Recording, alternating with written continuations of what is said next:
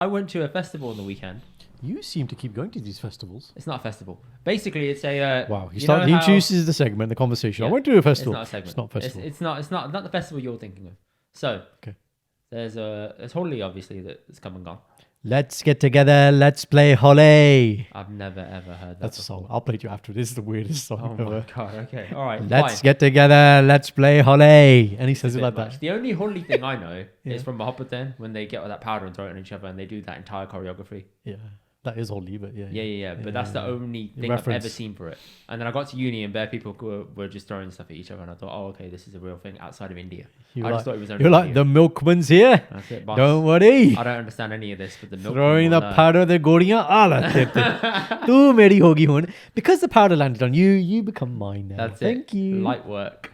So I was a little bit confused when we got there, but I was going to help my sister-in-law with her stall, and it was a Holi festival, so she could go and sell her jewelry.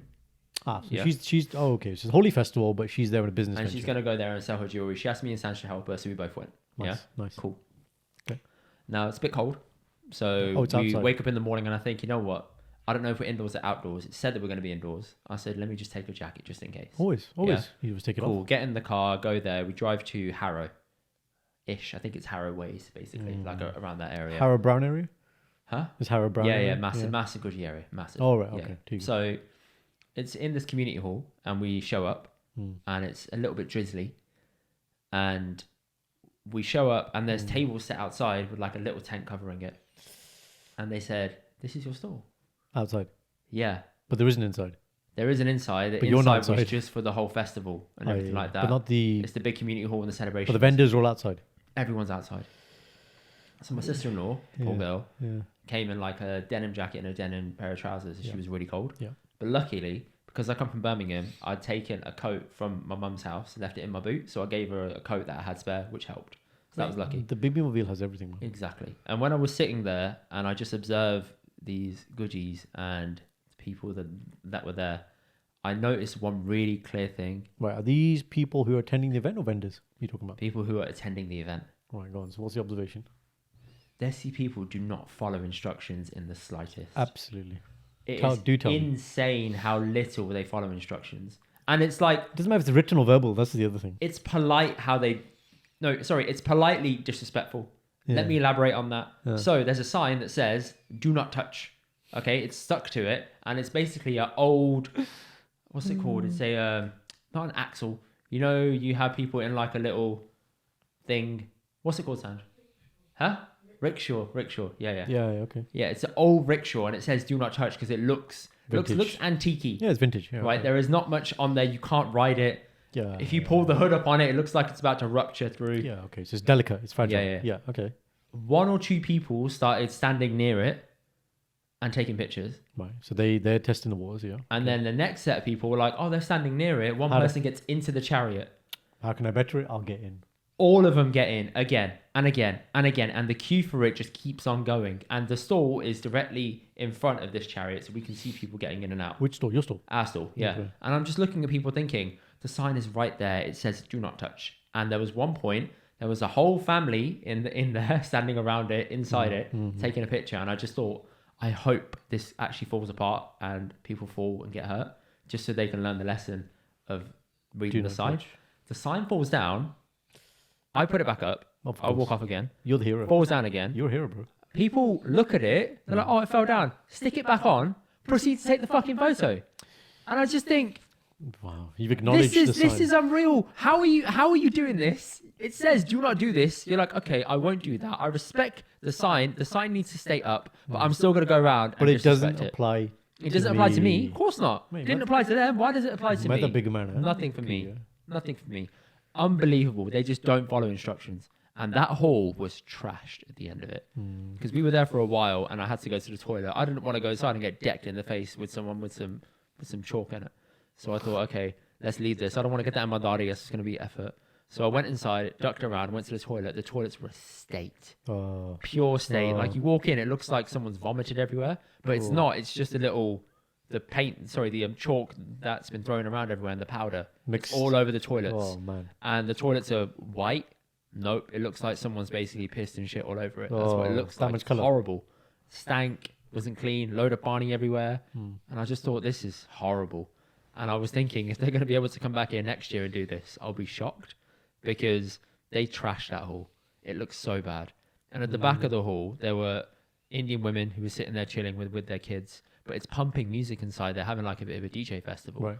And I just thought, you got babies there, literal babies, like 6 months old, looking around, blasting music, and you've got your kid there. And I'm just thinking, there's no noise protection on the ears, nothing. And the kids just look spaced out. And I think this is not, it's not okay. You can't do this. They just didn't care. You don't care. Yeah. I saw a different side of us. And also a part of me thought, loads of people were there who were clearly not here in England. They're not native to England. They're obviously from abroad. And I just thought, have they come here for this festival? Or are they living in England and they're here? But also, what do they do for work? Because I'm thinking, I know there's a big immigrant population in Harrow. Is that really prominent? And do people like go there a lot? And do they all work in that area? And have they got like a community going on? I'm not sure. But I was just surprised, thinking there's a lot of people here that don't look like they're from England at all or live in England at all. Maybe I'm being a bit judgmental there. But I just thought, this is really out there. I couldn't believe it. You went deep again, didn't you? Yeah, fully deep in my thoughts. Full crack the matrix. Deep. Yeah. That's it. Part of me thought about, when you're telling that story, there's again, it probably won't, because you said at the end, these are people that are likely not from here, right? But had it been more like kind of our generation who were breaking the rules, like there's a very popular clip that goes around about Arnold Schwarzenegger's 6 rules for life. I don't know if you've seen it. No. Rule number 1, rule number 2. And then one of the rules is basically bend the rules, but don't break the laws. Right? So there's this popular movement, I'd say in the last 5-10 years, which is about, when there is a rule, think about, why is there a rule? Is it really important? And can I break it? What's the consequence of me breaking it? Okay. And I feel like now people are, in this scenario, it's not that. I don't think that's why people have done it. In this scenario, this is simply social proofing. He's done it, so I can do it. Yes. Right? And you see it like when people are queuing up for things as well. Yes. Have you seen that thing that's going viral now, where it's like, there's a massive queue, say you're a Mackey's, and all you do is you go to the person in front and say, I'll buy you food for you, and then you buy your food. No, I haven't seen that. Haven't seen it? Genius. It's genius. I'm going to start doing it. I was like, I saw that and I was like, Shindy, this is us, man. This is priority boarding. This is VIP. Priority boarding. Do you know what I mean? I was just like, have whatever you want, man. And then this is my order. Bang. Have whatever you want. Don't say whatever you want. Say what are you having. Find out their order, then order it. Jo bhi hai, theek hai. No. Don't do this. People will take liberties. Don't worry. No. Don't worry. It's all good. It all comes back.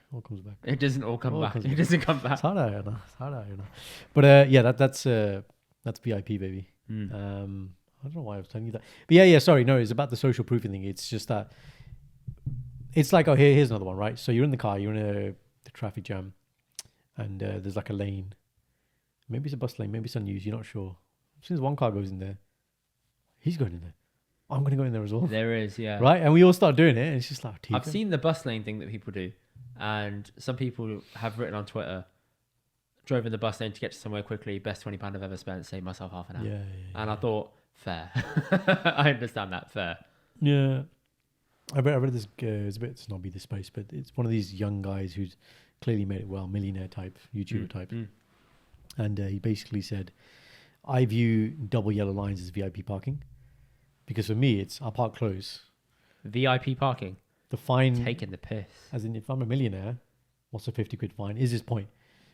And the thing is, I've heard that before. Like, Grant Cardone was saying the same thing. Like, when I saw him, he was like... You saw Grant Cardone? Yeah. Hold on. Why? Oh, this is a long time ago. Like, okay. I was into Tenix and stuff. Okay, all right, cool. And now you realise he's a massive fraudster, yeah? Okay, sweet. Oh, thank God. We can still be friends. Yeah. He's good. He's a good marketer. I mean, this is pre what he did with Jordan Belfort. You know that infamous interview. Which one? Yeah, so Jordan Belfort, the Wolf of Wall Street's got his podcast. When CoffeeZilla caught them out. No, not CoffeeZilla. CoffeeZilla's good though. But basically, Jordan Belfort invited Grant Cardone onto his podcast in the Wolf's Den or Lair. Right, yeah. And basically, Jordan Belfort actually knows what he's talking about. Like, he knows sales, right? So he's asked him. He goes, Grant, I think you're a better marketer than salesman.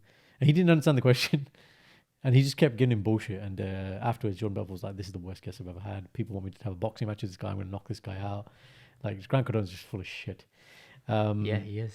But anyway, when he was there, he was saying the same thing. He was like, you don't go in the bus lane because you're scared of a fine, but the time is more valuable to me.